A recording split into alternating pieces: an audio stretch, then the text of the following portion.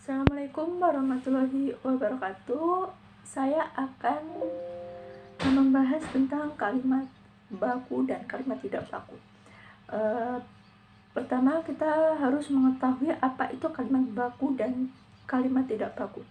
Kalimat baku adalah ragam bahasa yang diterima untuk dipakai dalam situasi resmi, seperti dalam perundang-undangan, surat menyurat, dan rapat resmi. Sedangkan bahasa tidak baku adalah ragam bahasa yang tidak sesuai dengan kaidah-kaidah pembakuan kata atau kalimat. Biasanya bahasa tidak baku digunakan dalam percakapan sehari-hari.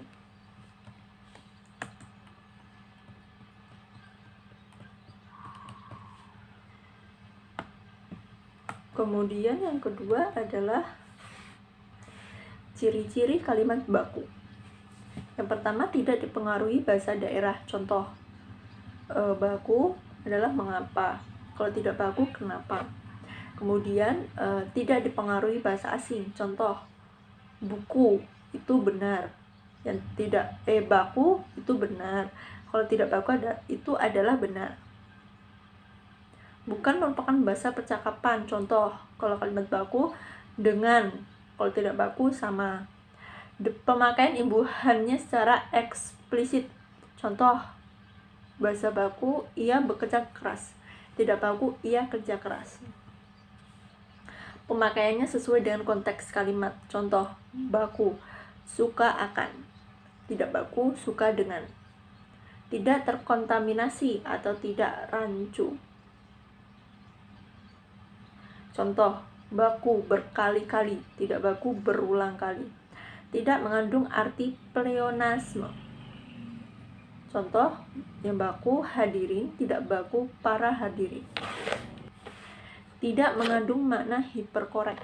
Contoh, yang baku insaf, tidak baku insyaf.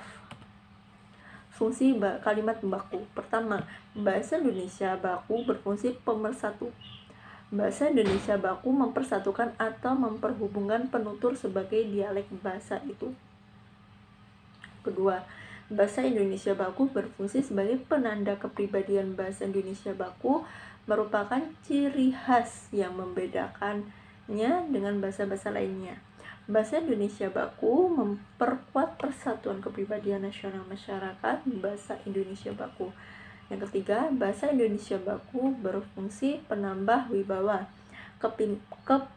Kepemilikan bahasa Indonesia baku akan membawa serta wibawa atau prestise.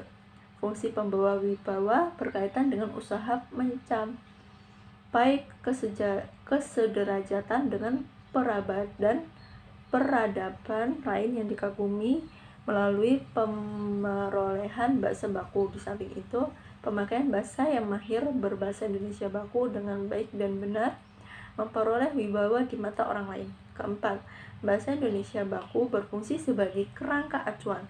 Bahasa Indonesia baku berfungsi sebagai kerangka acuan bagi pemakaiannya dengan adanya norma atau kaidah yang dikodifikasi secara jelas. Norma dan kaidah bahasa Indonesia baku itu menjadi tolak ukur pemakaian bahasa Indonesia baku secara benar.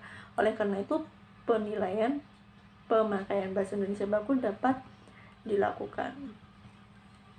Terima kasih, itu saja yang dapat saya sampaikan. Mohon maaf jika ada kesalahan kata dalam ucapan. Saya akhiri, wabillahi taufiq wal hidayah. Assalamualaikum warahmatullahi wabarakatuh.